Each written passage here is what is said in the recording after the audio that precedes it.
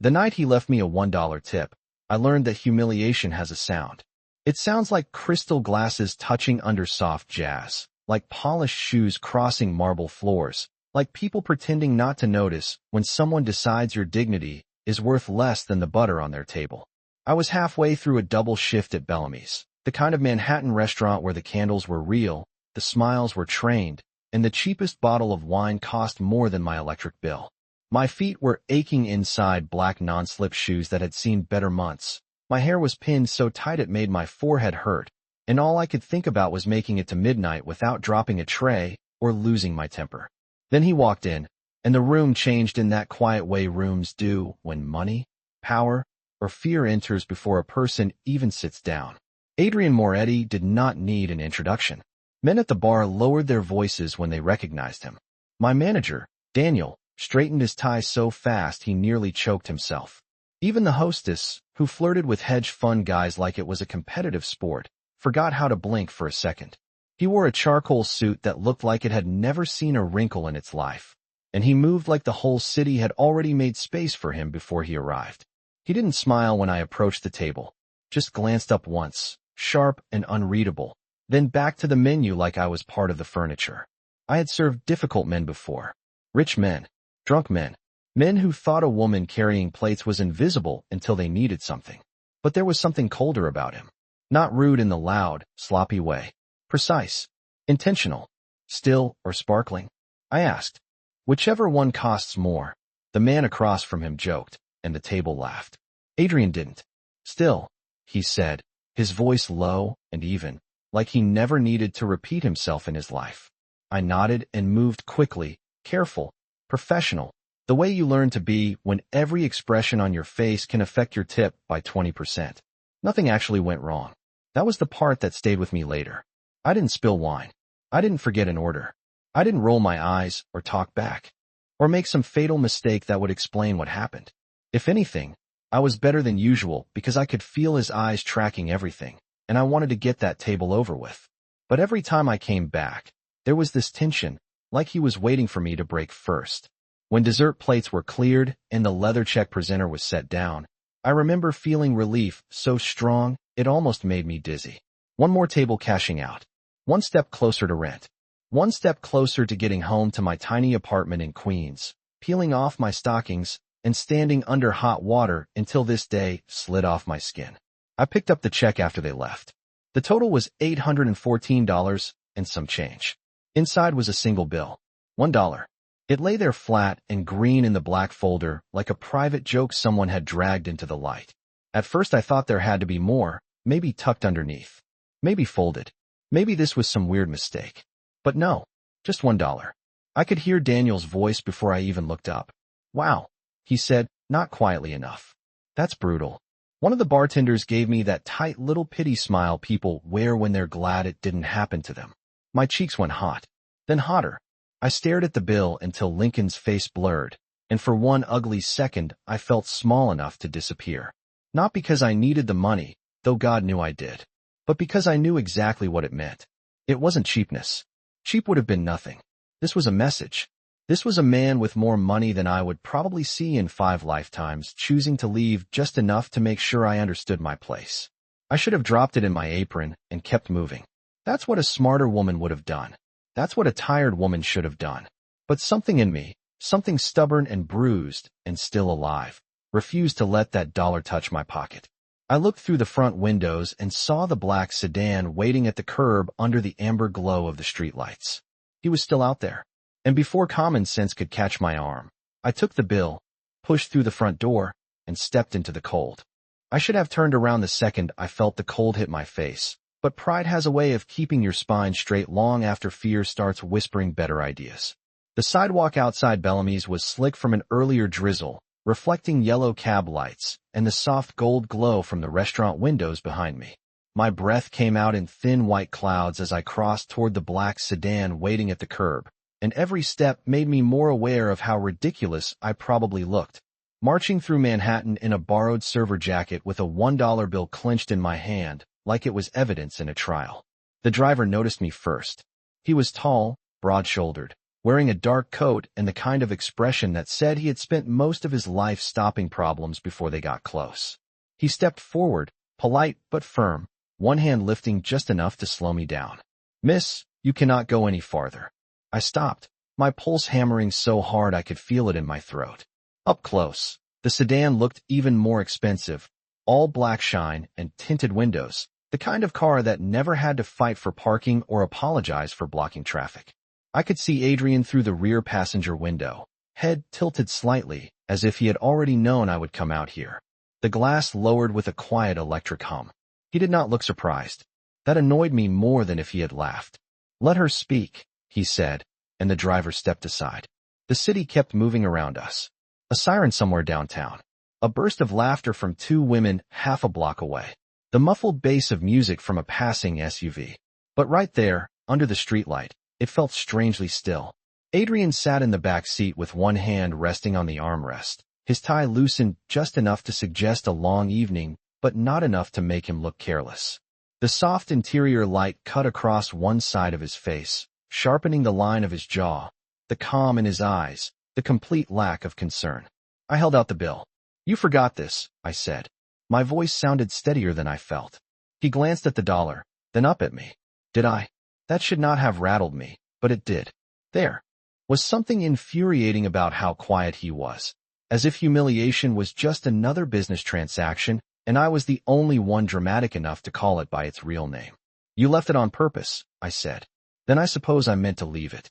His tone did not rise. It did not sharpen. That almost made it worse. My fingers tightened around the bill. I could feel the edges digging into my palm. "Then keep it," I said. "I do not need charity from a man who uses money to make himself feel taller." For the first time that night, something changed in his face. Not shock, not anger, just the smallest pause, like I had reached a place most people never got near. The driver looked at me, then at him, probably waiting for the part where I got dismissed or humiliated all over again. But Adrian only held my gaze. "You think that is what this was?" he asked. I let out a laugh before I could stop myself, a sharp little sound that came out more tired than brave. I know exactly what it was. He studied me for another second, and I hated that I had become aware of every cheap detail about myself at once. The hem of my sleeve was fraying. My hair was slipping loose near one ear. There was a faint stain of red wine on my cuff from earlier, and my feet hurt so badly I could feel my heartbeat in both heels. But if he noticed any of it, he gave no sign. "Most people would have kept it," he said. "Most people at Bellamy's know what rent costs in this city." I took one step closer to the car, close enough to smell clean leather and expensive cologne and the faint trace of the night air trapped inside. "Then maybe most people have had to swallow more than I am willing to." The words landed between us and stayed there. For a second, I thought he might answer with something cruel, something final, the kind of sentence men like him used to remind women like me how small the world expected us to stay. Instead, he looked at the bill in my hand as if it had become something else entirely. "What is your name?" he asked. I should have lied. I should have said nothing at all. Every instinct I had was telling me that giving a man like Adrian Moretti any real piece of yourself was a mistake that did not feel dangerous until it was too late. But I had already followed him outside. I had already crossed the line between surviving humiliation and answering it. "Claire," I said. "Claire Bennett." He repeated it once, softly, like he was testing whether it belonged in the world he lived in. "Claire." I hated the way my name sounded in his voice. Or maybe I hated that I did not hate it enough. "Good night, Mr. Moretti," I said, and before he could say another word, I leaned forward and placed the dollar bill on the seat beside him. Not tossed, not thrown, set down carefully, like the amount itself no longer mattered. Then I turned and walked back toward the restaurant with every nerve in my body on fire, half expecting to hear the car door open, half expecting someone to call me back, half expecting consequences to arrive before I even touched the handle. None of that happened. The sedan stayed where it was. The city kept breathing. And when I stepped inside Bellamy's again, bringing the cold in with me, every face at the host's stand turned in my direction like they had all been waiting to see whether I came back smaller than I left. The look on Daniel's face when I came back inside was almost worth the whole thing. Almost. He was standing near the host's stand with his hands planted on his hips, pretending he had been checking the reservation screen instead of watching me through the front glass like a man waiting for a train wreck. The bartender had stopped polishing glasses. Two servers near the coat check had gone suspiciously quiet. Bellamy's had returned to its usual soundtrack of silverware, low jazz, and expensive people discussing other people's money. But around me there was a little pocket of silence that felt personal. I could still feel the cold on my cheeks, still feel the shape of that $1 bill, even though it was no longer in my hand. "Well?" Daniel asked, trying to sound casual and failing. He was in his early 40s, with hair too carefully styled and a talent for speaking to staff, like we were all temporary inconveniences between him and a better life. "Well, what?" I said. My voice came out flat, tired, more dangerous than angry. His eyes narrowed. "Do not play smart with me, Claire. What did you say to him?" I reached for the order pad tucked into my apron like I was ready to go right back to work. "Good night." It was not a lie, just not the whole truth. One of the servers, Melissa, gave a small laugh she tried to cover with a cough. Daniel did not appreciate being laughed at, even by accident. "Do you have any idea who that was?" he asked. I looked past him toward table 12, where a couple in their 60s were sharing a creme brulee and avoiding eye contact in the elegant New York way people do when they do not want someone else's embarrassment touching their evening. "A customer who already left," I said. "Then act like it." He lowered his voice, which somehow made it meaner. "Men like that do not come here for an argument. They come here because this place runs smoothly. They spend money. They expect respect." I looked at him then. Really looked at him. At the shine on his shoes, the expensive watch he wore too high on his wrist, the fear hiding behind the polished manager's smile. Daniel was not angry because I had embarrassed Bellamy's. He was angry because I had done something he would never dare do himself. Respect is not the same thing as obedience, I said before I could stop myself. His expression hardened so fast, it almost made me step back. "Go reset table 9, he said. "And when your shift ends, do not leave. We are having a conversation." There it was. The delayed punishment. The little administrative execution managers love because it lets them feel righteous while they cut hours and call it professionalism. I nodded once and walked away before my mouth could cost me more than it already had. The rest of the shift moved like something half underwater. I carried plates, refilled water, smiled when required, and somehow made it through the next 2 hours without dropping anything. But I could feel the whole restaurant watching me in flashes. The hostess whispered to the coat check girl. Melissa cornered me near the service station and hissed, "Are you insane?" without any real heat in it. "Probably," I said. She stared at me for a second, then muttered, "Honestly, a little iconic," and went back to running martinis to the bar lounge. By the time the last dessert spoon had been cleared and the final credit card slip had been signed, my shoulders felt like stone. It was a little after midnight when Daniel called me into his office, which was too grand a word for a windowless room behind the kitchen with a dented metal desk, a stale smell of espresso, and security monitors mounted in one corner like extra eyes. He did not ask me to sit. That told me everything. "You embarrassed a guest tonight," he began. "A very important guest." I folded my arms, mostly to stop my hands from showing how exhausted I was. He embarrassed me first. Daniel gave me the kind of smile people use on children and fools. "Claire, this is Manhattan. Men leave bad tips every night. You smile, you move on, and you remember that being emotional does not pay rent." The words hit harder because they were practical, because some version of them lived in my own head already. I thought of the overdue electric bill folded on my kitchen counter, of the message from my landlord I had not answered yet, of my mother calling from Albany that afternoon to say she was fine in the bright voice people use when they absolutely are not. Daniel leaned back against the desk and crossed his arms. "I cannot have staff creating scenes with clients, especially not clients with that kind of profile." I did not create a scene. You ran outside after him. I returned something that did not belong to me. He let out a breath through his nose, already tired of hearing me sound like myself. "Maybe Bellamy's is not the place for you." The room went still in that awful way it does when a sentence changes shape in the air. Not fired. Not yet. But close enough to smell it coming. My throat tightened. I hated that. Hated that men like Daniel could dress cruelty up in polished language and still land the blow exactly where they meant to. "So what now?" I asked. He tapped a pen against the desk, considering how much fear to give me and how much hope to leave alive. "Now you go home.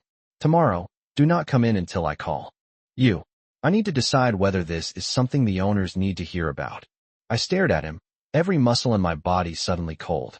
Missing one shift was bad. Missing a weekend shift in December was the kind of bad that rippled into groceries, subway fare, and late fees. You are suspending me? I am deciding whether to, he said, which was somehow worse. He liked the power of unfinished things. I picked up my bag from the hook by the door and forced myself not to say anything else. Not because I had nothing to say, because I had too much. When I stepped back into the alley behind the restaurant a few minutes later, the city felt different than it had earlier. Colder. Sharper. The kind of cold that slipped through wool and went looking for bone. I wrapped my coat tighter and started toward the subway, the heel of one shoe clicking unevenly on the pavement. My phone buzzed just as I reached the corner. I almost ignored it, expecting another bill reminder or one of my mother's careful little check-ins. But the number on the screen was unknown, and something in my chest tightened before I even answered. Claire Bennett? A man asked, his voice calm, precise, familiar in the way expensive silence had become familiar that night. Yes. There was the briefest pause. Mr. Moretti would like to speak with you tomorrow. There are phone calls that sound like accidents, and then there are phone calls that feel like doors opening somewhere you cannot yet see. I stood on the corner with the wind sliding under my coat and the traffic light washing the sidewalk red, then green, then red again, while that calm male voice waited on the line, as if he already knew I was too stunned to answer right away. People passed around me in scarves and wool coats, carrying takeout bags and talking into headsets and living lives that had nothing to do with mine, and somehow that made the moment feel even stranger. Tomorrow, I repeated, because it was the only word my brain managed to catch. Yes, the man said. At 11 in the morning. A car will be sent for you. I actually laughed, softly and without humor, because that was absurd enough to deserve it. No, I said. No car. There was a pause. Not offended. Just adjusted. Then a location will be texted to you. I did not say yes. Mr. Moretti believes you will prefer hearing him out before deciding what tonight costs you. That landed exactly where it was supposed to. My grip tightened around my phone. Is that a threat? No, Miss Bennett. It is the opposite. The line went dead before I could ask what that was supposed to mean. I stood there another few seconds with my phone still pressed to my ear, listening to nothing, then slowly lowered it and looked down at the cracked corner of the screen like it might explain the direction my life had taken in the space of 4 hours. By the time I got to my apartment in Queens, my feet were numb and the radiator in my building had entered its usual cold weather identity crisis, clanking like it was emotionally committed to heat without being physically capable of producing any. My place was on the 4th floor of a walk-up that always smelled faintly like onions, laundry detergent, and somebody else's cigarettes.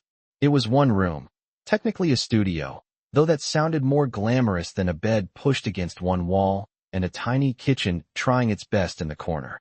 I kicked off my shoes, set my bag on the chair that held my clean laundry, and stared at the dark window over the sink for a long minute. Manhattan glittered in my mind like a separate country. Bellamy's. Daniel. Adrian Moretti saying my name like he had a right to remember it. The phone buzzed in my hand. A text from an unknown number. 11 o'clock. The Mercer Room. Tribeca. No driver will be sent. It was somehow more unnerving that they had listened. More precise. More respectful. I did not know what to do with respectful from a man who had spent part of the evening reducing me to a lesson. I changed into sweatpants, washed off my makeup, and heated leftover soup that tasted mostly like salt and exhaustion. Then I sat at the edge of my bed with the bowl in my hands and did what every broke woman in New York does when something strange happens around money and power. I made a list. Reasons not to go. He was dangerous in all the ways that never showed up on paper. Men like him did. Not ask for meetings without expecting something in return, and I had already made enough mistakes for one night. Reasons to go. Daniel had effectively suspended me. Rent was due in 6 days, and some buried instinct told me that whatever happened next was already moving with, or without my permission. I barely slept. Every time I started to drift off, I would see that dollar bill on the leather seat beside him, neat as an insult and suddenly somehow heavier than money. At 7:30 the next morning, my mother called. She always called too early, as if motherhood gave her diplomatic immunity from time zones and night shifts.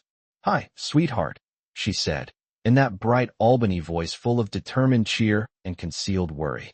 I tucked the phone between my shoulder and ear while I spooned cheap coffee into the machine. You sound tired. That is because I live in America and work in hospitality, I said. It made her laugh, which was part of the reason I kept doing it. She asked about work. I lied. She asked if I was eating enough. I lied again. She started to mention a test result from her doctor, then softened it halfway through and said it was probably nothing, which meant it was absolutely something. I stared at the peeling paint above my sink and felt guilt settle into me like a second spine. I might have to pick up extra shifts this week, I said. Do not run yourself into the ground, she answered. And there it was, the impossible tenderness of mothers who have no idea how expensive survival has gotten. After we hung up, I stood in front of my closet and looked at the 3 versions of myself I owned. Bellamy's uniform, winter casual, and interview clothes from 2 years ago that almost fit if I did not breathe too deeply. I chose a cream sweater, black slacks, and the only coat I had that still looked like it belonged to someone with standards. I left my hair down because the tight bun from work made me feel like I was reporting for punishment. The subway into Manhattan was crowded with people wearing purpose on their faces. Students with headphones. Men reading market updates. Women in sneakers carrying heels and tote bags, preserving their dignity one train ride at a time. I watched my reflection in the dark train window and tried to decide whether I was on my way to reclaim control or walk straight into a more polished version of it being taken from me. Tribeca looked like a different planet from my block in Queens. Clean sidewalks, tall windows, coffee shops where the pastries looked curated instead of baked. The Mercer Room sat on a quiet street behind smoked glass and brass trim, the kind of place that did not advertise because the people meant to find it already knew. I checked the time on my phone. 10:57. I could still turn around. I could get back on the train, call 3 restaurants, beg for a lunch shift, and pretend none of this had happened. Instead, I reached for the door handle, and before I touched it, it opened from the inside. A man in a dark suit stepped aside, polite and expressionless. Miss Bennett, he said. Not a question. Mr. Moretti is waiting. Some rooms are designed to impress you. That one was designed to make you lower your voice without being asked. The Mercer Room did not look like a restaurant so much as a place where expensive decisions went to hide. Dark wood, brass fixtures, soft amber light sliding across polished surfaces that probably cost more than my monthly rent. The kind of silence that was not empty, just controlled. Even the air smelled curated, like coffee, cedar, and money that had never once bounced. The man in the suit led me past a bar where no one was speaking above a murmur and down a narrow hall lined with black and white photographs of old New York, all sharp cheekbones and winter coats, and men who looked like they had built things with other people's labor. At the end of the hall, he stopped at a half-open door and stepped aside. Miss Bennett, he said again, as if reminding the room I had a right to enter it. Then he left me there. Adrian was standing by the window when I walked in, not seated behind a table like a king receiving complaints, not lounging like he had all morning to spare, just standing with one hand in his pocket, looking out at the gray December sky over Tribeca as if the city had personally offended him by being ordinary. He turned when he heard the door close, and I hated how calm that made me feel and how much I resented being made aware of him at the same time.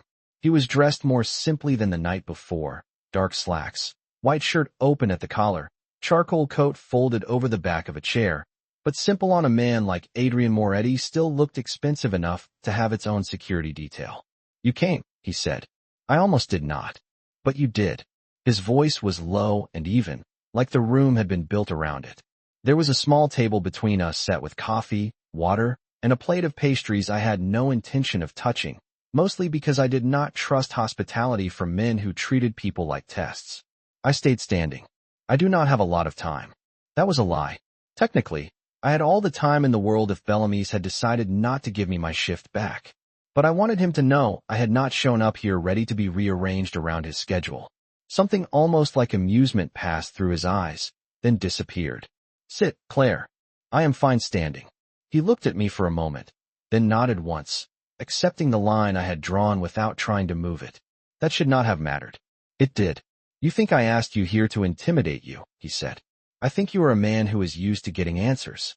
And are you a woman who refuses to give them? Only when the questions are arrogant. That earned me the smallest pause. Not irritation. Not offense. More like interest sharpened by surprise. He gestured toward the chair opposite his. Then let me start over. I asked you here because last night did not happen the way you think it did. I actually laughed then, soft and tired and more honest than I intended.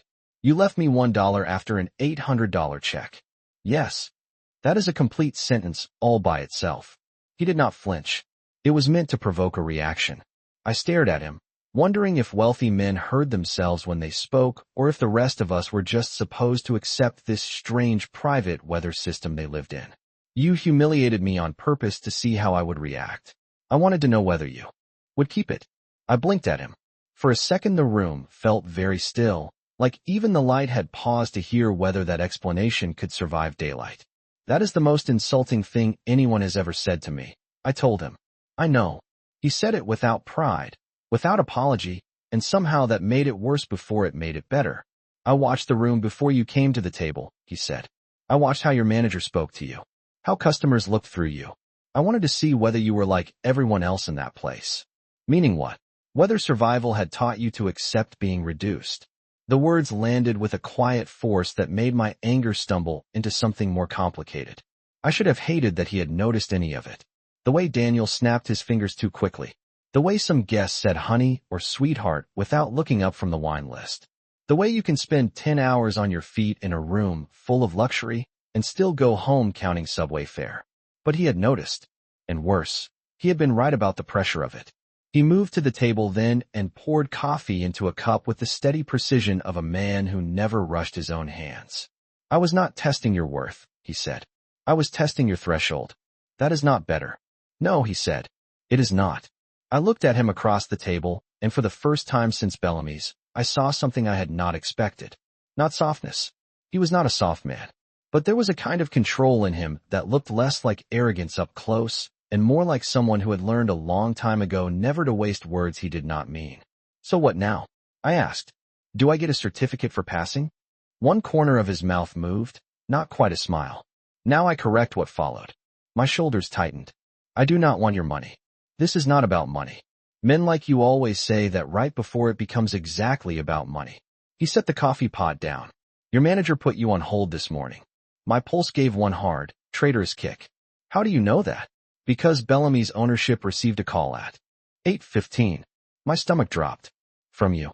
From someone who explained that retaliating against staff for off-site interactions with guests was poor business practice.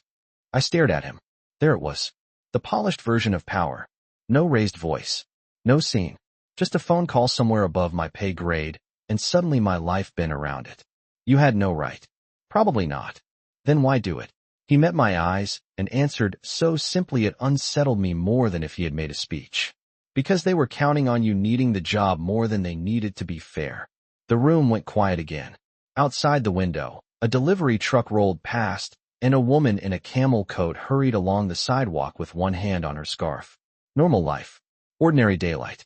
And inside that room, I stood facing a man I had every reason to mistrust, listening to him say the one thing no one in power had ever said out loud in front of me. You cannot interfere with my life whenever you feel like it, I said. Then tell me where the line is, he replied, and for the first time, it did not sound like a command. It sounded like a question. His question stayed between us longer than it should have. Not because I did not understand it, but because I did. Men like Adrian Moretti were not used to asking where the line was. They were used to deciding where it moved. I looked at him across the table, at the untouched coffee, the pastries going cold on silver and porcelain, the winter light pressing pale against the window behind him, and I felt the dangerous shift of something inside me. Not trust. Absolutely not trust. But the beginning of a different kind of uncertainty, the kind that comes when someone says one honest thing in a room full of power, and suddenly you cannot pretend they are simple anymore. You do not get to fix things for me just because you can, I said. My voice was steady now, steadier than it had been at Bellamy's, steadier than it had been on the sidewalk outside. I do not need a sponsor. I do not need a rescuer. And I definitely do not need my life rearranged by a man who thinks humiliation is a reasonable way to introduce himself. He did not interrupt. That, more than anything, made me keep going. You want a line? Fine. Do not call my job. Do not send cars. Do not have strangers use my full name like they pulled it out of a file. If you want to speak to me directly. If you want to help, ask first. And if you ever try to test me again, I walk away. For good. The room went quiet in that heavy, expensive way only private rooms can. Somewhere beyond the door, I heard the soft clink of glassware and a low murmur of conversation, the world continuing neatly beyond the edge of mine. Adrian held my gaze without blinking, and for one strange second I had the feeling he was not offended. He was listening. Actually listening. All right, he said. Just that. No challenge. No defensive speech. No smile built to make me feel childish. All right. I repeated, because it sounded too easy. That is your line. That is your line, he said. I asked. You answered.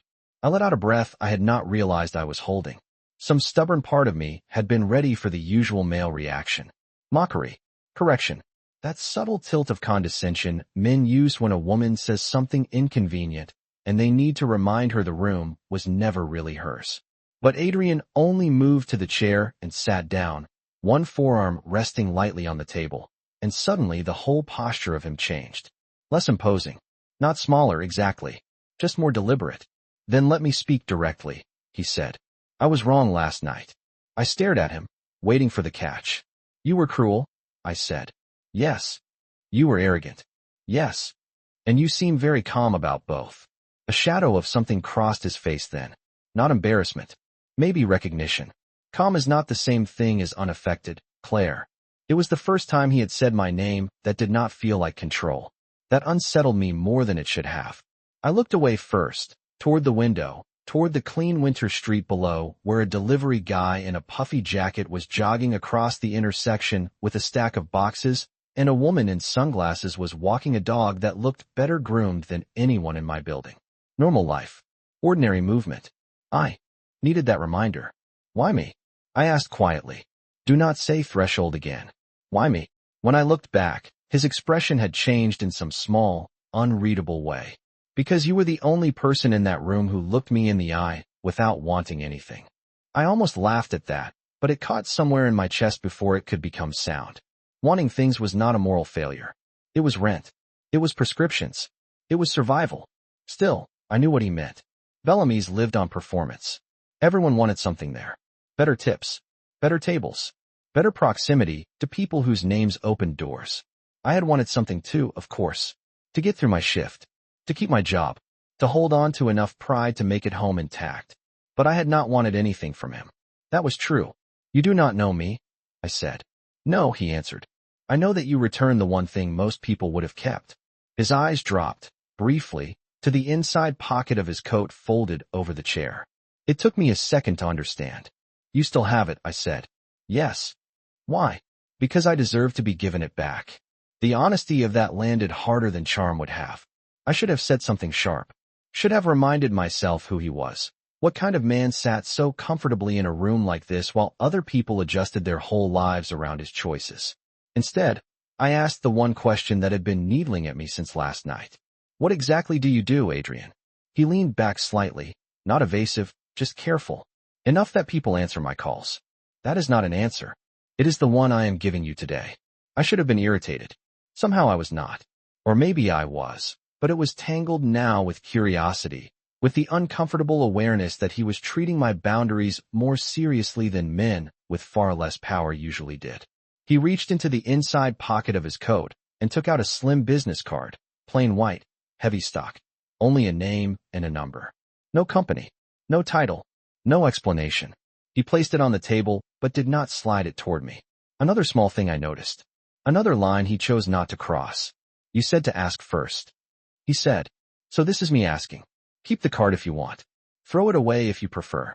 But if Bellamy's makes your life harder because of last night, or if anyone there decides your dignity is negotiable, call me. Not because you owe me something. Because I would rather you have a choice than none. I looked at the card for a long moment without touching it.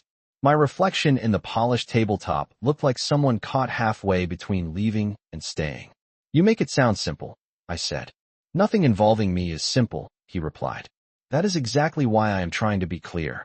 There it was again, that strange gravity in him, not pulling with force but with precision, as if he had spent years learning that the most dangerous thing a person can offer is not pressure. It is permission. I picked up the card before I could overthink it, tucked it into my coat pocket, and hated how much he noticed that without smiling. This does not mean I trust you, I said. I know. And it does not mean you get to step into my life whenever you feel like it. Understood. I moved toward the door, needing air, distance, something less curated than this room and the man inside it. My hand was already on the brass handle when his voice stopped me, quiet enough that it would have been easy to miss if I had not been listening for it. Claire. I turned back. Your manager will call within the hour, he said. When he does, do not thank him. I frowned. Why? Adrian held my gaze, calm as winter glass. Because fairness is not a favor, and the first person who needs to learn that is him. By the time I stepped back onto the street, Tribeca looked too clean for the kind of conversation I had just had. The air was sharp, the sky the color of unpolished silver, and the city moved around me with that expensive downtown confidence that always made me feel like my coat was one season too old and my bank account was somehow visible through fabric. I should have felt relieved. Bellamy's was probably going to call. Daniel was probably already rewriting the story in his head, so it sounded like management had been fair all along. I had drawn a line. And for once, a powerful man had not stepped over it just to prove he could. But relief was not what followed me down the block. It was restlessness. Adrian had listened too carefully, apologized too directly, and worst of all, he had made room for my anger without trying to crush it or charm it into behaving. I had spent enough years around men in restaurants to know that was not normal. By the time I reached the subway entrance, my phone buzzed in my coat pocket. Daniel. Of course. I stopped at the top of the stairs while people flowed around me in winter coats and headphones. And for one petty second I considered letting it ring until he had to wonder whether I was ignoring him on purpose. Then I answered. Claire, he said, and I knew immediately Adrian had been right. Daniel was using his careful voice, the one managers save for legal trouble, customer complaints, and moments when they suddenly realize the person they dismissed yesterday may no longer be safe to dismiss. I wanted to clear up a misunderstanding from last night. I looked down at the stream of people moving into the station and almost smiled. A misunderstanding. That was one way to describe public humiliation, an informal suspension, and a threat wrapped in polished language. Did you? I said. Yes. After reviewing the situation, we have decided there is no reason for you to miss your scheduled shifts this week. I leaned one shoulder against the cold metal railing and let the silence stretch just enough to make him hear himself. How generous. He pretended not to notice. We value our staff, Claire. That nearly made me laugh out loud. Men like Daniel always sounded most corporate when they were least sincere. You told me not to come in until you called, I said. And now I am calling. I think it is best we move forward professionally. There it was. No apology. No admission. Just a polished little bridge over the hole he had dug, hoping I would be grateful enough to cross it without looking down. Adrian's voice came back to me with unnerving clarity. Do not thank him. Fairness is not a favor. I will be there at 5, I said. Good, Daniel replied, sounding relieved enough to expose himself. And Claire? What? I trust there will be no more unnecessary scenes. I closed my eyes for half a second. The old version of me, the one built from rent anxiety and too many customer-facing jobs, might have swallowed that for the sake of peace. But something about this week had already started rearranging my tolerance for disrespect. There will not be, I said, as long as no one mistakes my silence for permission again. I hung up before he could answer. The train ride back to Queens felt longer than the ride in. Maybe because I was no longer just carrying fear. I was carrying awareness, and that weighed more. At home, I made toast I did not really want, stood by the sink while it went cold in my hand, and replayed the morning in loops I could not seem to turn off. His apology. His card in my pocket. The way he had not pushed when I told him where the line was. It would have been easier if he had been cruel all the way through. Easier if he had been exactly what the rumors about men like him promised. But Adrian was more dangerous than that. He was controlled. And control, I was learning, could feel almost like safety until you remembered who was holding it. I worked that evening. Bellamy's looked the same as always. All candlelight and polished glass, and people pretending calories did not count if the dessert menu was printed in cursive, but the energy shifted the second I walked in. Melissa caught my eye at the service station and mouthed, "What happened?" So dramatically, I almost smiled. Daniel stayed overly professional, which in his case meant using my full name and never raising his voice above restaurant-approved concern. No one said a word about the night before, but silence has texture when enough people know a story and do not understand its ending. By 7 o'clock, I could feel it everywhere. In the hostess glancing over too often. In the bartender going suspiciously quiet when I came to pick up a drink order. In the way Daniel hovered near the floor without hovering near me. Then, around 8:15, a man I recognized from previous nights walked in, and something in my stomach tightened before he even reached the stand. Richard Ellison. Mid-50s. Wealthy in the sloppy way some men get wealthy and decide it covers every other flaw. He came in often with clients, wore cuff links that looked expensive from across the room, and had a habit of speaking to female staff like we were all one interruption away from being sent back to storage. He noticed me almost immediately. "Claire," he said, smiling too broadly. "Good. At least someone competent is working tonight." I gave him the standard service smile that belonged to no real part of me. "Good evening, Mr. Ellison." He let his gaze drift over my shoulder toward the dining room, then back to me. "You can take my table personally. I am meeting investors, and I would prefer not to spend the night correcting mistakes." Melissa, who was standing 2 feet away with menus in hand, went still. She had served him before too. We all knew what he was doing. Picking. Establishing tone. Reminding the room that his money entitled him to choose who stood near him and how small they had to feel while doing it. Daniel appeared from nowhere, all polished urgency. "Mr. Ellison, wonderful to see you." "Likewise," Richard said, never taking his eyes off me. "I was just telling Claire I would like her section tonight." Daniel's smile flickered, only once, but I caught it. Bellamy's depended on regulars like Richard. Men who tipped well enough to excuse behavior no one would tolerate if the wine list were shorter. "Of course," Daniel said. "Claire will take excellent care of you." I looked at him then. Really looked. And in that tiny pause before I answered, I understood something Adrian had seen immediately, and I had spent years trying not to name. Men like Daniel and men like Richard did not need to be loud to make a woman feel cornered. They only needed a system already built to reward them for it. "Actually," I said, keeping my voice calm, "Melissa's section is better suited for a foretop. I am covering the back lounge tonight." Daniel's eyes flashed a warning. Richard's smile cooled by half a degree. "I asked for you," he said. "And I am assigned elsewhere," I replied. "But Melissa will make sure you have a great evening." For one suspended beat, no one moved. Then Richard gave a soft laugh that did not reach his eyes. "You know," he said, "service in this city keeps getting less grateful." He took the menu from Melissa with a little extra force, not enough to cause a scene, just enough to signal insult like a man tipping in a language only other arrogant people understand. Daniel waited until they were halfway to the table before turning on me under his breath. "What exactly do you think you are doing?" The answer rose in me before fear could dress it down. "My job," I said. "Just not the way men like him expect." The air around Daniel changed the second I answered him without bending. Not loudly. Men like him were too practiced for that. But I saw it in the way his jaw tightened, and in the way his eyes flicked toward Richard Ellison's table before landing back on me. Already measuring how much trouble I was worth against how much money that man spent in a quarter. Bellamy's was full enough that night for everything to feel more exposed. Candlelight glowed against polished glass. Waiters moved in clean lines with trays balanced high. And every table seemed wrapped in that expensive illusion that no real discomfort could enter a room where the napkins were folded correctly. But discomfort was there. I could feel it like static under my skin. "Your job," Daniel repeated softly, as if tasting whether the words were insolence or merely inconvenient truth. "Your job is to accommodate guests." I straightened the stack of cocktail menus in my hands, even though they did not need straightening. It gave me something to do besides show him exactly how tired I was of being spoken to like a badly trained child.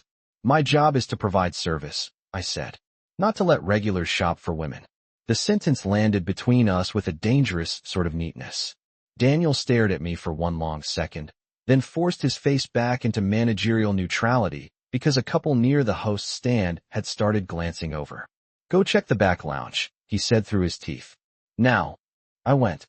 Not because he had ordered me to, but because I knew how to pick my ground, and a crowded restaurant floor was rarely where a woman won against a man with a tie and a title. The back lounge was dimmer than the main dining room, all amber sconces and deep navy banquettes, built for whispered deals and second bottles of wine. Usually I liked working that section because people came there to be seen less. That night, I liked it because it gave me a few feet of breathing room. I took drink orders from a pair of attorneys celebrating something expensive, delivered oysters to a table of tourists trying to act like they belonged, and slowly let the rhythm of the shift settle my pulse. It almost worked. Then I noticed one of the bussers, Mateo, moving stiffly near the service station with his shoulders raised too high. Mateo was 19, maybe 20, from the Bronx, always polite, always early, the kind of kid who said yes before he even knew what the question was because life had taught him that saying no cost more. He was carrying a tub of polished glasses when Richard snapped his fingers from table 14. Not a loud snap, just sharp enough to cut across the room. I saw Mateo freeze, then turn too quickly and nearly lose his balance. "Sir?" Mateo asked. Richard did not even look at him at first. He kept talking to the men at his table, finishing a sentence about acquisition strategy or private equity or whatever men like that discuss when they want the whole room to know they consider people and property variations of the same idea. Then he looked up. "I asked for sparkling water 10 minutes ago." Mateo swallowed. "I am sorry, sir. I will bring it right now." Richard leaned back in his chair, smiling in that easy, polished way some men do when they know they are making someone uncomfortable and think it qualifies as charm. "Do that. And try not to move like you were transporting explosives." The two men with him laughed. Not because it was funny, because laughing was cheaper than having a spine.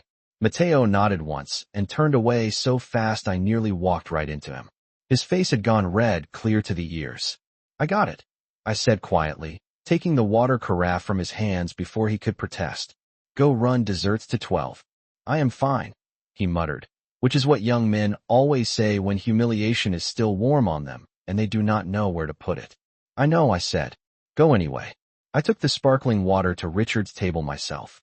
He saw me coming and smiled like a man who thought the universe had corrected itself. "There she is," he said. I was beginning to think Bellamy's had forgotten how service works. I set the bottle down with careful hands. "Your water, sir."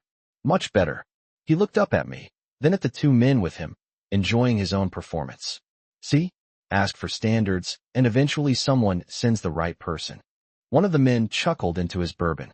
The other stared at the tablecloth like he had small daughters at home and did not want to examine why he was still sitting there. I felt the old instinct rise in me, the one that says smile, deflect, survive. But survival had started to taste different lately. Less like peace, more like surrender. "The right person," I repeated. Meaning what exactly? His smile widened by a fraction, because men like Richard loved when women entered the ring without realizing the floor had been chosen for them. "Meaning someone who understands hospitality," he said. "Someone who knows how to make guests feel welcome instead of challenged." I stood there with one hand around the neck of the bottle, the cold glass pressing into my palm, and suddenly I understood why Adrian's question about lines had unsettled me so much.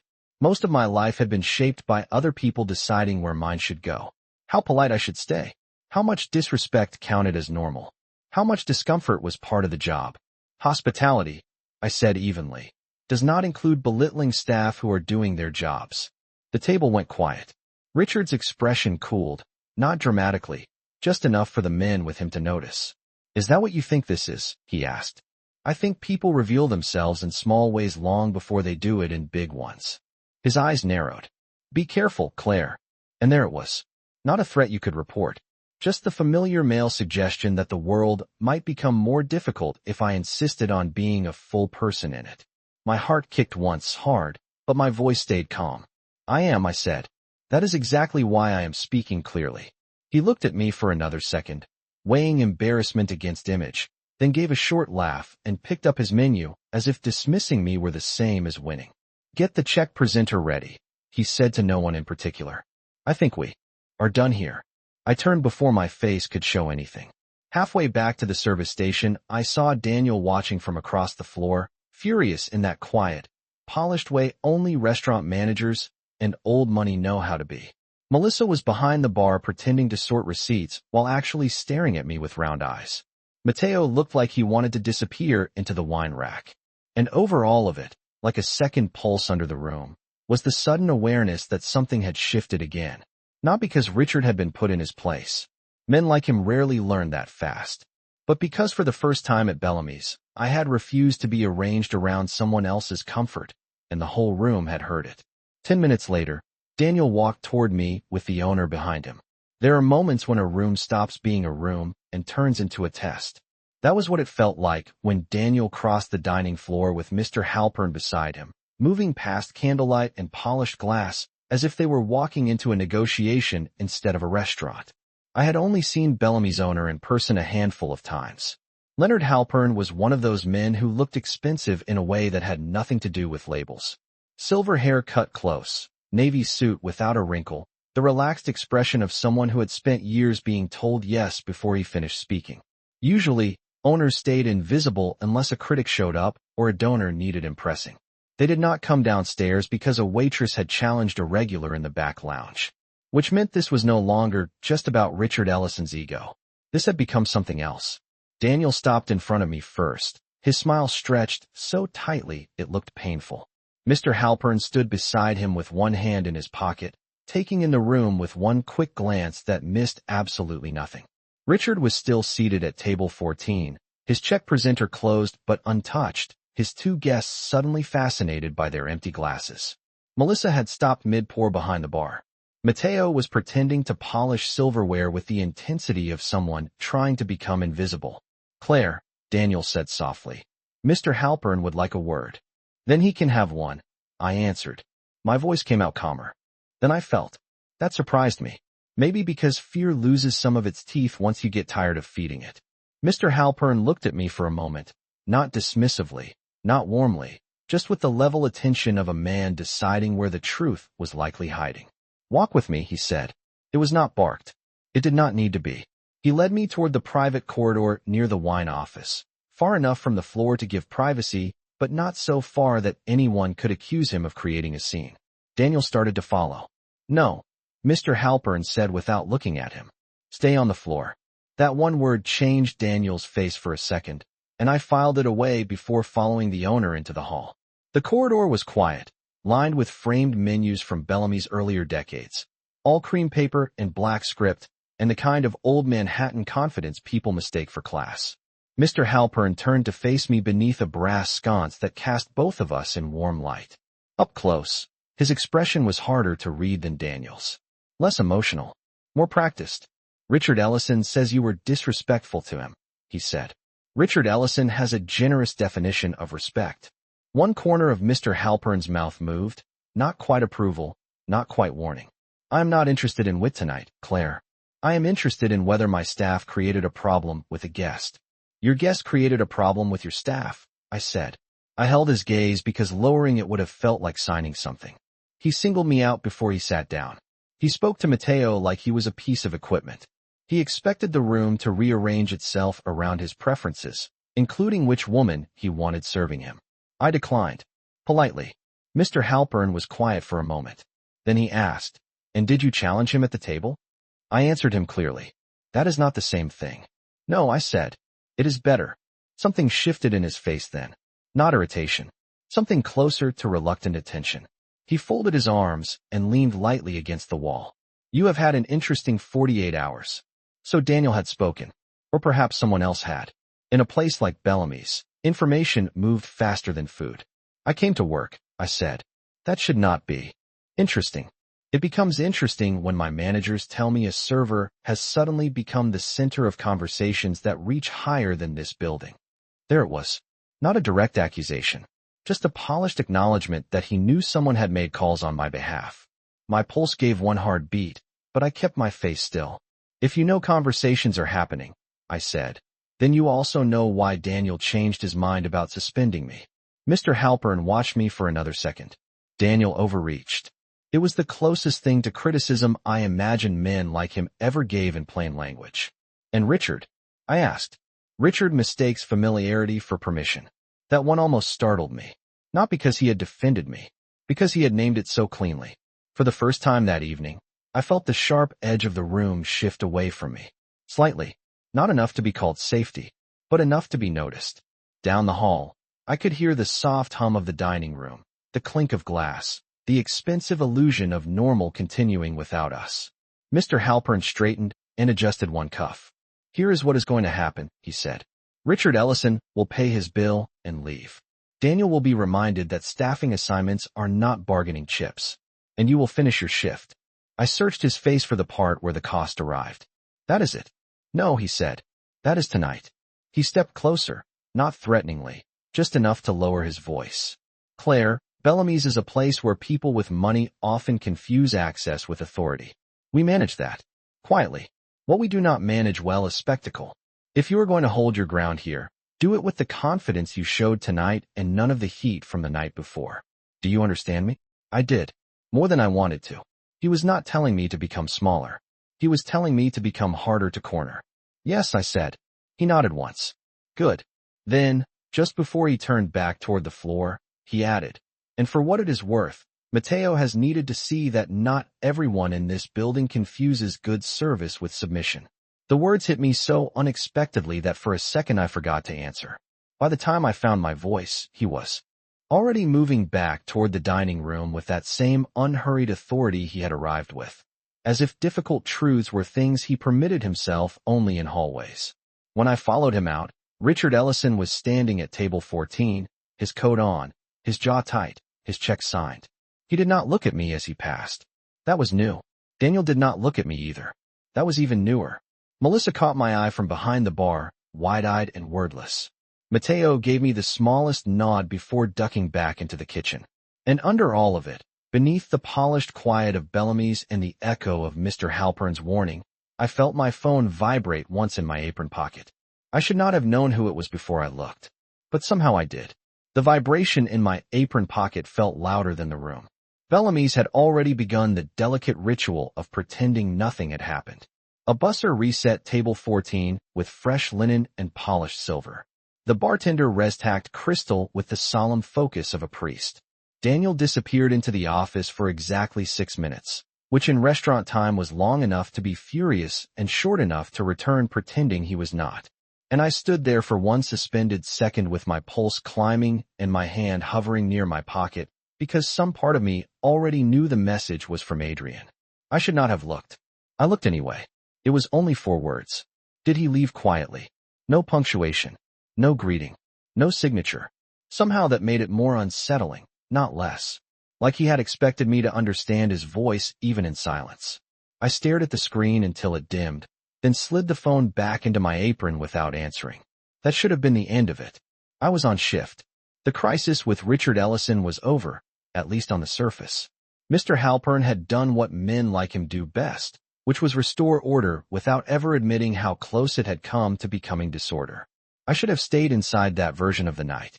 Instead, Adrian's message sat under my skin like a second pulse.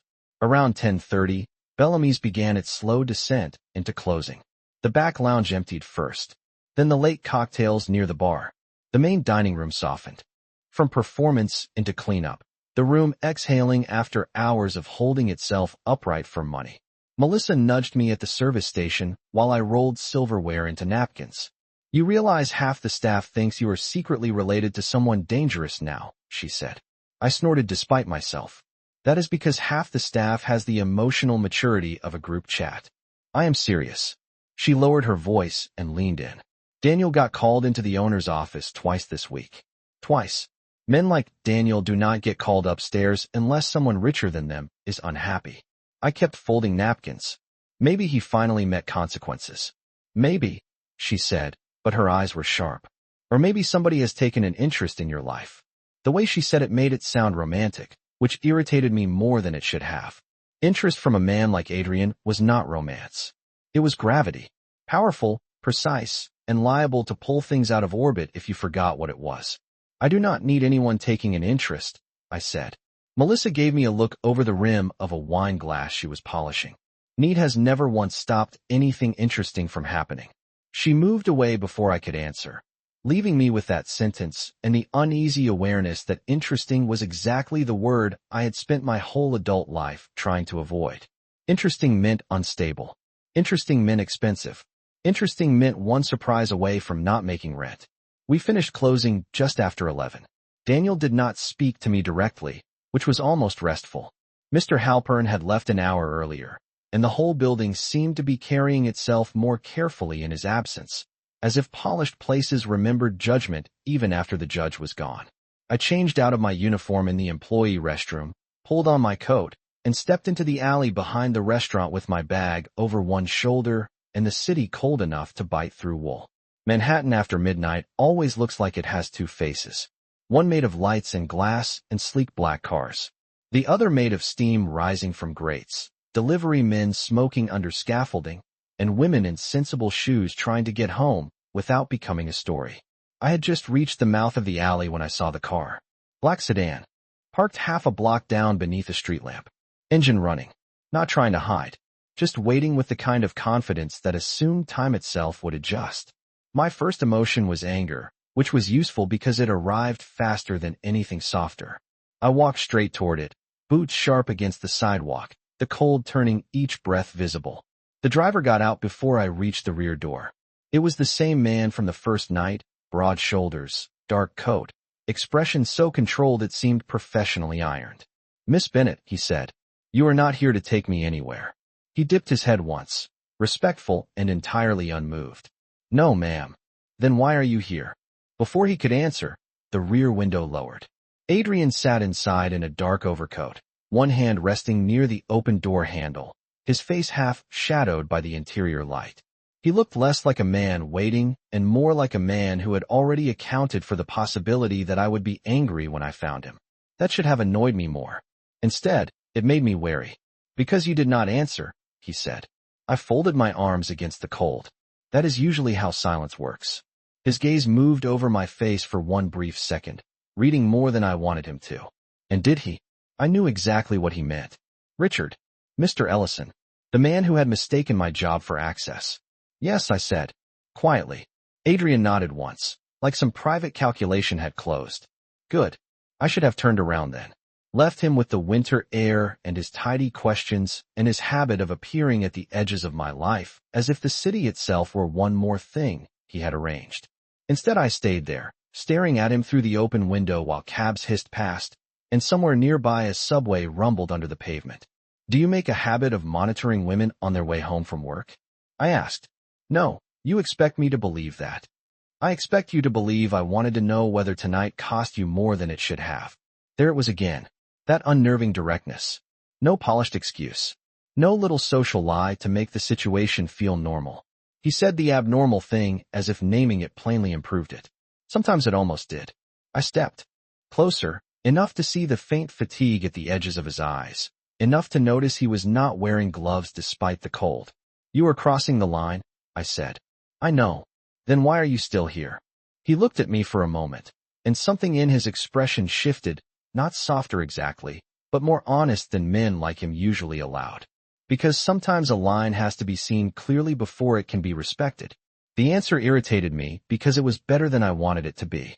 I exhaled slowly, watching the breath leave me in white ribbons. "Then see it clearly now. You do not wait outside my job. You do not appear because I missed one text. You do not get to turn concern into surveillance and call it courtesy." The driver stared straight ahead, professionally deaf. Adrian held my gaze and nodded once. "Understood. Do you?" "Yes." I searched his face for resistance and found none. Only attention. That was the dangerous thing about him. He never looked as though he was tolerating me. He looked as though he was listening, and that was a much harder thing to fight. I took a step back. "Good night, Adrian." His voice stopped me before I could turn. "Claire." I looked at him again despite myself. He reached into the inside pocket of his coat and took out something small and pale under the streetlight. Folded once. Familiar. He held it between two fingers, not offering it, just letting me see. The $1 bill. "I was going to throw this away," he said, "but I think I would rather keep it until you believe me when I say I was wrong." The city noise seemed to thin for a second. I stared at that stupid, wrinkled dollar and felt something inside me shift against my will, not surrender, not trust, but the unwelcome recognition that he meant it. He had kept the proof of his own cruelty, and somehow that felt less like power than penance. "That sounds like your problem," I said quietly. A faint breath of something touched his mouth, not quite a smile. "It is." I should have left right then. Instead, because exhaustion weakens judgment and honesty sometimes slips out when pride is too tired to stop it, I heard myself ask, "Why does this matter to you so much?" Adrian looked at me across the narrow distance between curb and car door, winter light on one side of his face, darkness on the other. "Because," he said, "you are the first person in a long time who made me feel ashamed of having more power than I deserved." I did not sleep much after that. Shame is a strange thing to carry home from someone else, especially when that someone has spent most of his life making sure nothing soft enough to resemble regret ever reached the surface. I rode the subway back to Queens with Adrian's words sitting beside me like an extra passenger, silent and impossible to ignore. The train windows threw back my reflection in broken flashes every time we hit a tunnel light, and I looked exactly the same as I had 48 hours earlier. Same coat, same tired eyes, same woman counting shifts and subway fare, and whether the milk in her refrigerator could survive one more day. But something in me had changed shape. Not because a powerful man had apologized. Men with power apologized all the time when it served them. No, what unsettled me was that Adrian had looked at his own power like it had become ugly in his hands, and I had believed him. That was dangerous. Believing complexity in a man the world warned you to keep simple was how people got pulled into stories they did not know how to leave. The next morning Bellamy's called just after noon, asking if I could come in early for a private event in the upstairs dining room. December in Manhattan made everyone more frantic and more polished at the same time, and private events meant money, which meant I said yes before my pride could remind me I still resented the building. By 4:30, I was back in uniform, hair pinned, lipstick repaired, shoulders squared into that practiced stillness restaurant women wear like armor. The upstairs room had been transformed into winter luxury at its most performative. White orchids, tall taper candles, place cards in black ink. A string trio setting up near the bay windows while event staff adjusted gold-rimmed glassware by fractions of an inch, as if precision itself were a religion. Melissa leaned toward me while we folded final napkins. "Do you know whose party this is?" she whispered. "Please tell me it is not another rich man celebrating himself." "Fundraiser dinner," she said. "Old money, new money, and all the people who want to marry one into the other." That tracked. Bellamy specialized in serving wealth to people who liked watching it recognize itself. Guests began arriving just after 6 in waves of cashmere, diamonds, and winter coats that looked too expensive to have ever seen public transit. Men with silver at the temples and women with voices smooth enough to cut glass. Board members, donors, investors. The kind of people who spoke in lowered tones because they had spent years learning the world leaned in when they did. I was carrying a tray of champagne flutes when I saw Richard Ellison at the far end of the room, laughing too loudly beside a floral arrangement the size of my kitchen table. My stomach tightened instantly.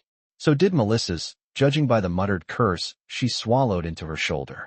Richard had recovered his confidence quickly. Men like him usually did. Public discomfort slid off them like rain off polished stone. He saw me before I could turn away, and something satisfied flickered across his face. Not surprise. Recognition. The ugly little pleasure of a man who thinks the room has returned to its proper order. "Claire," he called as I passed. Not shouted. Just loud enough for 2 nearby women in cocktail dresses to glance over. I stopped because not stopping would have made it larger. "Good evening, Mr. Ellison." He took a flute from my tray without thanking me. "I hope tonight goes more smoothly than yesterday." His tone was pleasant enough to pass in public. That was how men like him survived. They wrapped contempt in manners and let everyone else decide whether it was rude enough to confront. "It already is," I said. "That is good to hear." His smile widened a fraction. It would be unfortunate for anyone to misunderstand their place at an event like this. The sentence was soft. The hit inside it was not. I felt a current of heat run through me, but I kept my tray level. Around us, the room continued its glittering little dance. Candlelight on crystal. The string trio beginning something elegant and expensive. A donor laughing with one hand resting on the sleeve of a man she probably needed more than she liked. No one was paying obvious attention. Which in rooms like that meant everyone was listening. "My place is wherever I am standing," I said quietly. Richard's eyes cooled. "Careful." "I am." Before he could answer, the room shifted. Not loudly, not dramatically, just that subtle, unmistakable change in human atmosphere when attention tilts toward one entrance all at once. Conversations lowered by half a note. A board member straightened. One of the older men near the windows stopped talking mid-sentence. I did not need to turn immediately to know who had walked in. I felt it first. Then I looked. Adrian stood at the doorway in a black suit and dark overcoat, one hand at his side, expression unreadable, with none of Richard's noisy self-importance and all of the gravity that came from not needing to announce himself. He did not scan the room like a man seeking approval. He entered like a man used to rooms rearranging themselves without instruction. And then, as if the whole crowded upstairs dining room had narrowed to a single point, his gaze found mine. Not Richard's. Not the donor's. Mine. Richard noticed it a second later. I saw the exact moment it hit him, the subtle stiffening at the corners of his mouth, the recalculation behind his eyes. Adrian moved through the room with measured calm, greeting no one until he reached our end of it. The silence around us was so polished most people would have called it civility. I knew better. It was suspense in a tuxedo. Richard recovered first, offering a hand and a smile that looked assembled under pressure. Adrian, I did not realize you were attending. Adrian glanced at the outstretched hand, then at Richard's face, and left the hand hanging for one perfect, terrible second before speaking. I was invited, he said. His voice was low, even, impossible to rush. Then he looked at me again, at the tray still balanced in my hands, at Richard standing just a little too close.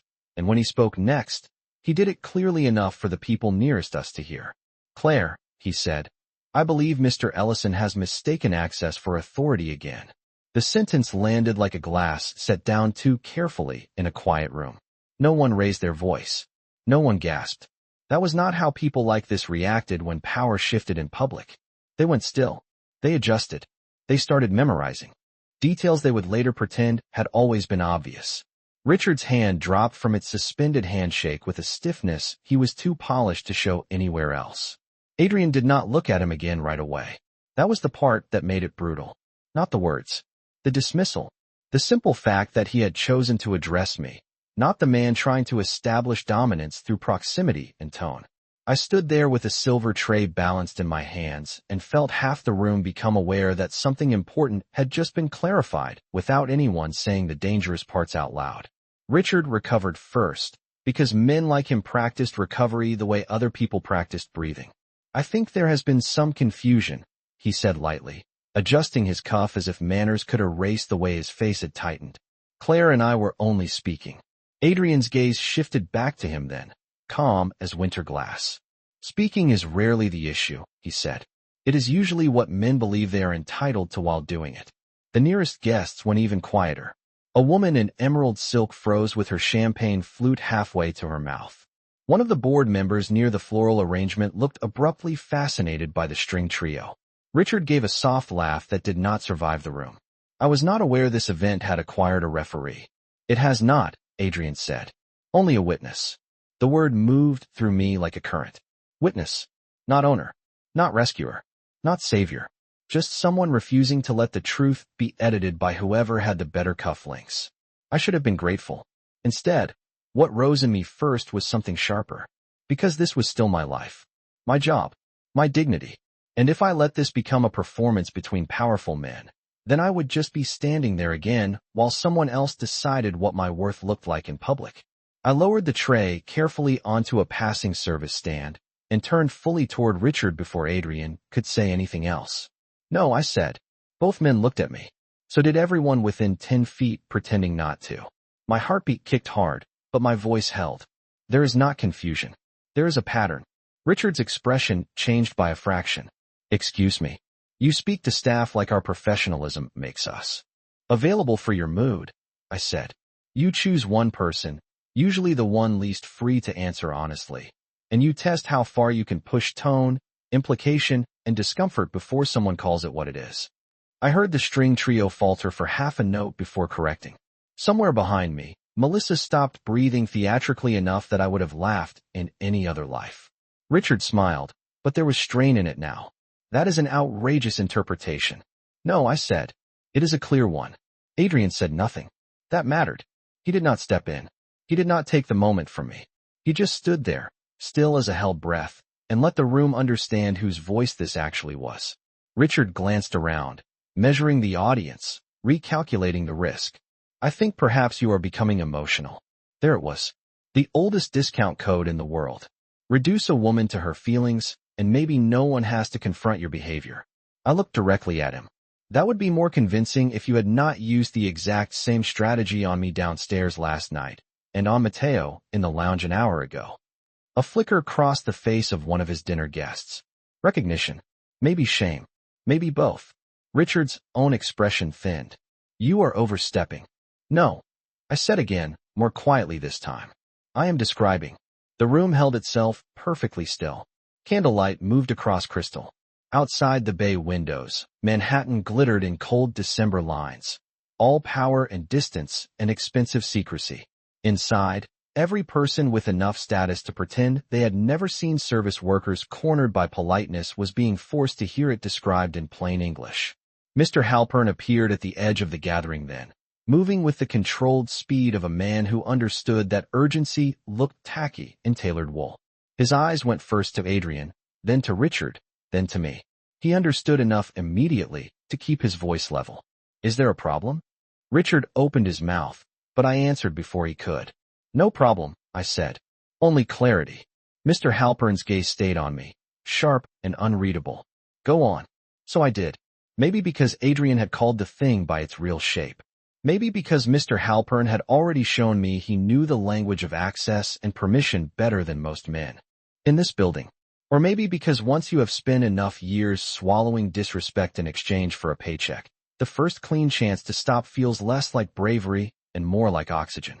Mr. Ellison has made a habit of treating Bellamy's staff as though our job includes tolerating whatever version of superiority he wants to rehearse that night, I said. He singles people out.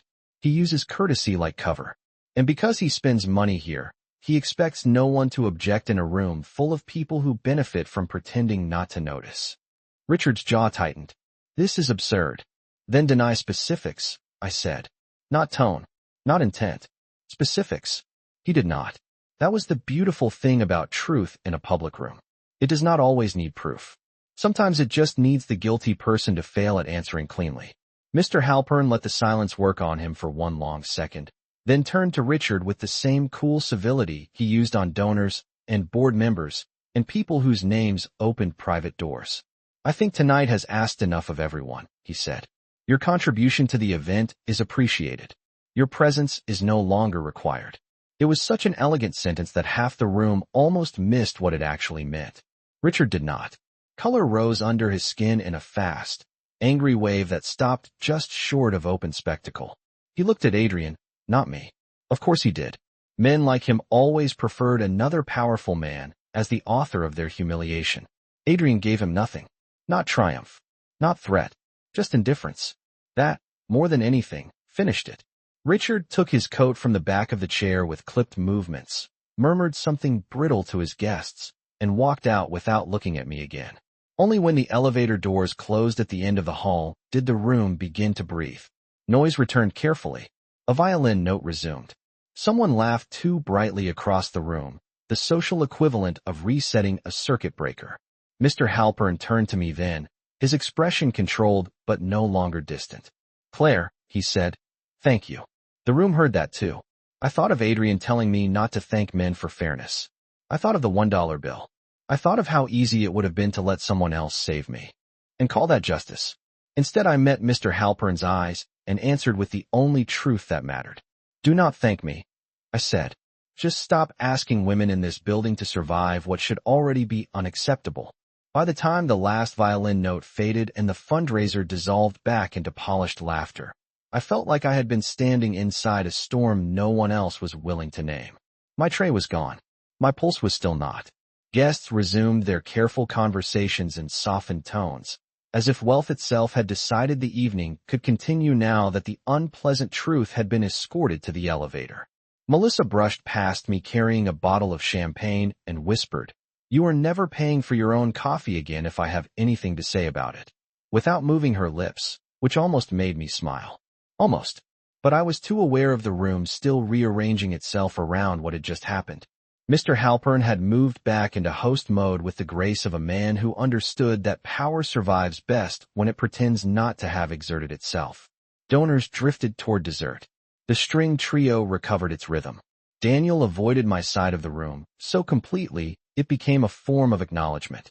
And Adrian remained exactly where he had been, near the windows, one hand resting lightly at his side, looking less like a guest and more like a man who had come to verify whether a line would hold once it was drawn in public.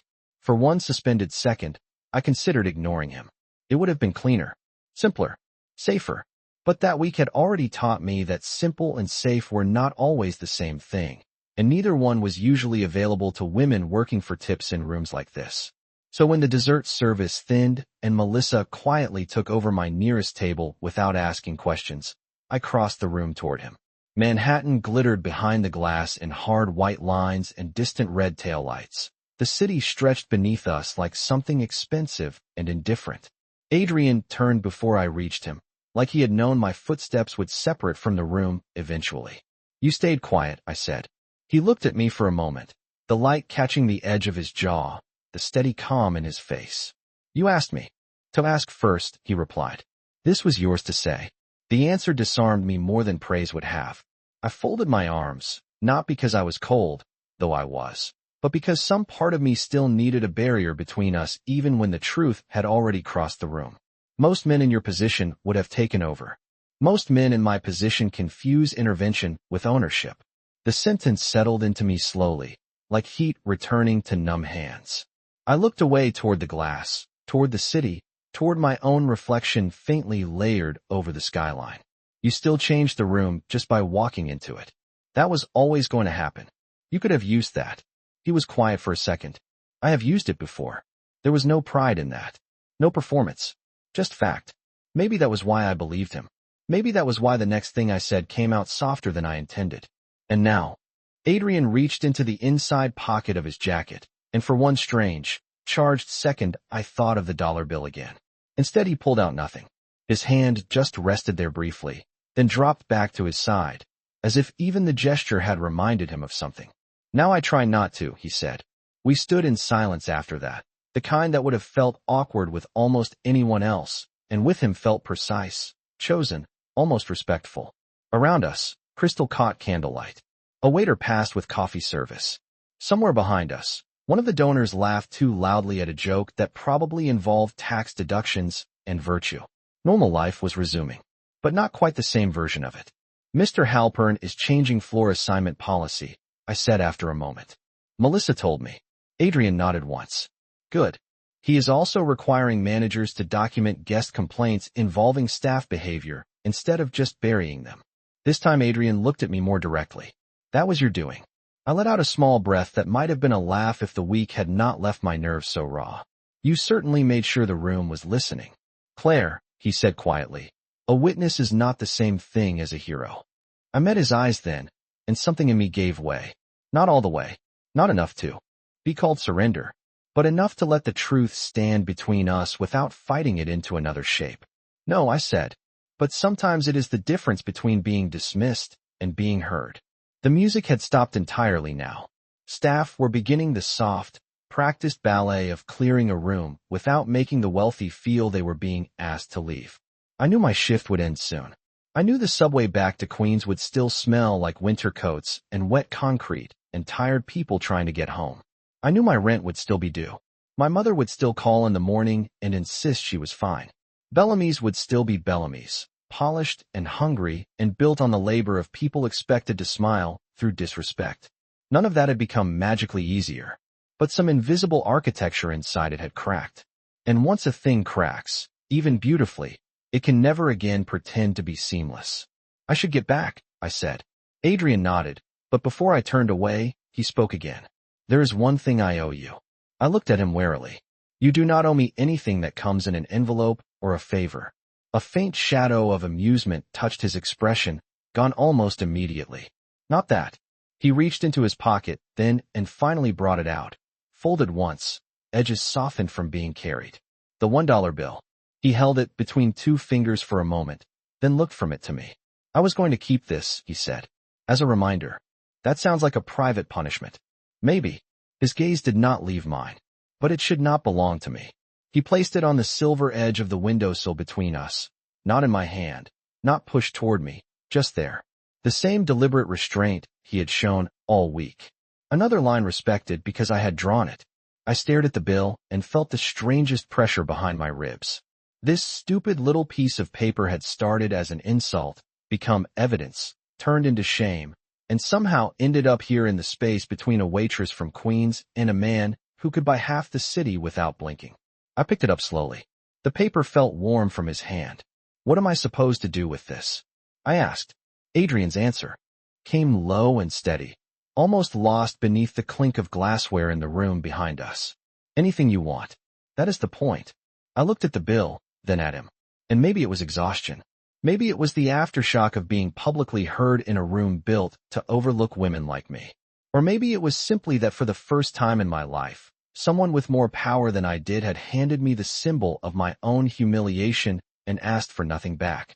Whatever it was, I folded the bill once and slipped it into my apron pocket. Not as a keepsake, not as forgiveness, as proof. Proof that dignity does not get assigned by the people trying to discount it. Proof that some men can learn the difference between having power and deserving it. Proof that the night he tried to make me feel small did not end with me shrinking. It ended with me being seen. Adrian watched me tuck the bill away, and something in his expression settled, not relief exactly, but acceptance. "Good night, Claire," he said. This time when he said my name, it sounded like he understood it was not something he owned. I turned back toward the dining room, toward the trays and candlelight and unfinished coffee service, toward the life that was still mine to earn one shift at a time. And as I walked away, I realized the strangest part of all was not that a man like Adrian Moretti had noticed me. It was that he had finally learned what the rest of the city should have known from the start. Some women cannot be reduced. Not by money, not by status, not even by fear. And once a man has seen that clearly, he does not forget the price of underestimating her.